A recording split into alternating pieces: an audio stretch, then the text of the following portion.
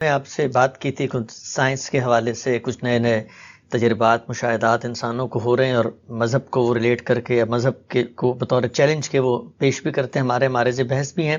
کچھ ضمنی سوالات میں چاہتا ہوں ذرا اس میں آپ سے گفتگو کروں۔ ہمارے آج کل بڑا غلغلہ ہے، کہتے ہیں کہ سائنس نے کوئی فورتھ ڈائمنشن جو ہے وہ اب سائنسدان دریافت کر رہے ہیں، ماہرین جو طبعیات ہیں، اور وہ یہ کہتے ہیں کہ جو ٹائم اینڈ اسپیس کے کوانٹم سے بیونڈ کوئی انفینٹ، کوئی ایٹرنل ڈائمنشن بھی اب دریافت ہو رہی ہے، اور اس سے غالباً مذہبی لوگ بڑے خوش ہو رہے ہیں۔ اور ہم نے دیکھا کہ جو کلیسا ہے اور جو مسیحی علماء ہیں وہ اس کو شاید خدا کی ایٹرنیٹی اور خدا کے ثبوت کے لیے کہہ رہے ہیں کہ انفینٹ ریم کا ایک تصور سائنس دے رہا ہے۔ تو اس طرح کی چیزیں جب سامنے آتی ہیں اور مذہب کے مقدمے کا اس بات ہو رہا ہوتا ہے اور لوگ کرتے بھی ہیں، تو جو ناقدین ہیں وہ کہتے ہیں کہ آخر میں پھر بھی مذہبی لوگوں کو سائنسی کا سہارا لے کے دنیا کو یقین کرانا پڑتا ہے کہ دیکھو یہ 4 ڈائمنشن سے ہمارا خدا ثابت ہو جاتا ہے۔ تو اس سے تو یہ ثابت ہوا کہ پھر سائنس ایک برتر مقام پر کھڑی ہے۔ جو مذہبی لوگ یہ کرتے ہیں ان کے اوپر یہ تبصرہ کرنے کا بھی لوگوں کو حق ہے، میں نے تو کبھی یہ کیا نہیں۔ یعنی میرے نزدیک تو قرآن مجید کا جو استدلال ہے وہ میری فطرت کے مسلمات پر مبنی ہے، اور قرآن اس کو اسی طرح سے پیش کرتا ہے۔ میں نے تو آپ جانتے ہیں کہ میزان اپنی پوری کتاب لکھی ہے، اس طرح کی کسی چیز کا کہیں حوالہ نہیں دیا۔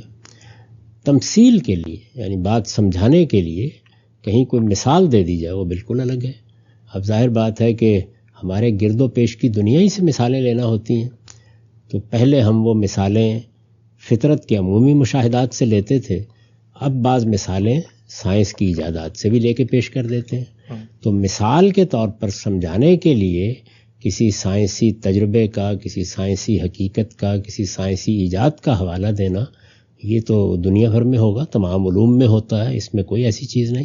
لیکن مذہب اپنے مقدمات اس طرح کی چیزوں سے ثابت کرنے کا محتاج نہیں ہے۔ مذہب کا پورا استدلال جو قرآن مجید نے پیش کیا ہے وہ فطرت کے مانے ہوئے حقائق پر مبنی ہے۔ جب تک انسان کی وہ فطرت ہے، مذہب کا استدلال اور اس کے نتائج بھی قائم۔ ٹھیک، لیکن ہم صاحب یہ بات تو آپ تسلیم کریں گے نا کہ جب کوئی سائنسی حقیقت سامنے آئے اور مذہب کی تفہیم سے کوئی مقدمہ بنا ہوا ہے اور دونوں میں تضاد لگے، تو پھر یہ چیلنج ہوتا ہے مذہبی علماء کے لیے کہ یا تو وہ خود ان نصوص اور متون پہ غور کریں۔ اس طرح پچھلے دنوں یہ بحث ہوئی کہ بھئی زمین گردش کرتی ہے کہ نہیں کرتی، اور مذہبی لوگوں نے کہا کہ جی وہ تو قرآن کہتا ہے کہ نہیں کرتی، اور سائنس نے کہا کہ کرتی ہے۔ تو پھر کچھ علماء بیٹھے اور انہوں نے کہا نہیں مذہب بھی وہی کہتا ہے جو سائنس کہتی ہے۔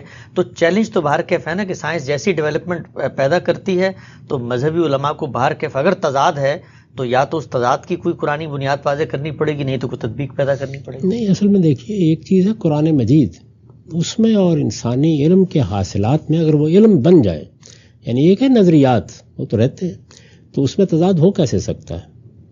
تو ممکن ہی نہیں ہے۔ انسان بہت سے تصورات قائم کر لیتا ہے، کیونکہ قرآن مجید خود تو نہیں بولتا۔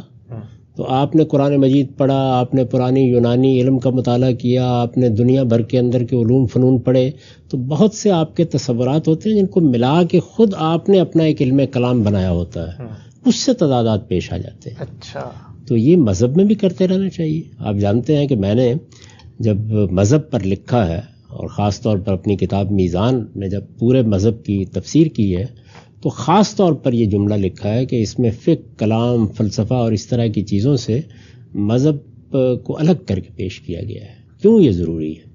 یہ نہیں کہ میں اس میں 100% کامیاب رہا ہوں گا، ہر صاحب علم کو یہ کوشش کرنی چاہیے، کیونکہ جیسے ہی اس طرح کی چیزیں ہم اس کے ساتھ ملا دیتے ہیں تو کچھ دیر کے بعد وہ چیزیں انسانی علوم ہوتے ہیں، ان میں کوئی غلطی سامنے آ جاتی ہے۔ اگر آپ اس موقع کے اوپر اصرار کریں گے تو گویا مذہب کو شکست ہو جائے گی۔ نہیں، اپنی غلطی کی اصلاح کر لینی چاہیے۔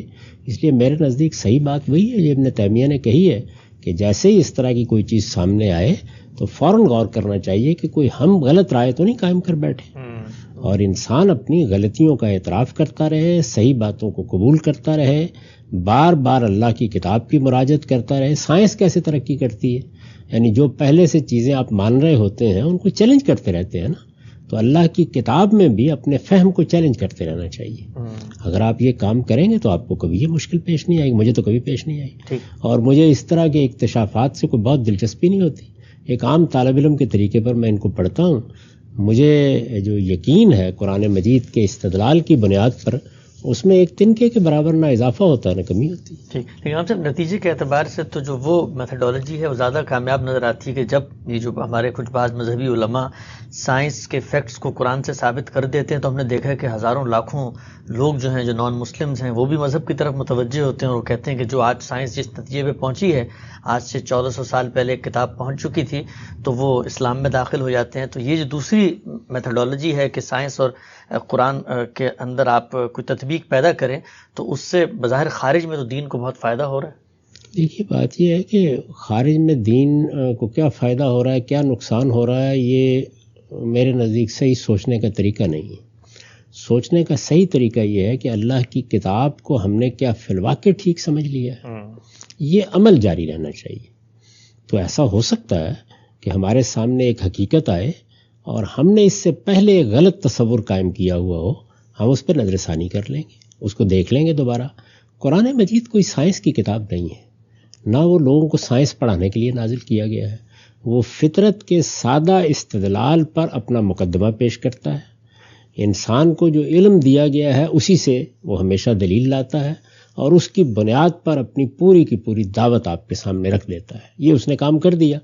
اب چونکہ وہ اللہ کی کتاب ہے تو اس لیے کسی جگہ پر تمثیل کے طور پر سمجھانے کے لیے اگر اس کائنات یا انسان کے بارے میں کوئی بات کہی گئی ہے تو وہ بالکل درست کہی گئی ہے. چونکہ وہ بات ایسے اسلوب میں کہی گئی ہوتی ہے کہ اس میں کوئی سائنسی طریقہ نہیں اختیار کیا جاتا. بات سمجھانے کے لیے کہی گئی تاکہ اس وقت کا مخاطب بھی اس کو اپریشیٹ کر سکے. لیکن اللہ کے الفاظ ہوتے ہیں تو جیسے ہی سائنسی طور پر کوئی بڑی حقیقت سامنے آتی ہے تو ہم اس کی طرف متوجہ ہوتے ہیں. ایک طالب علم کی طرح بہت عاجزانہ طریقے سے اپنی غلطی کا اعتراف کرنا چاہیے.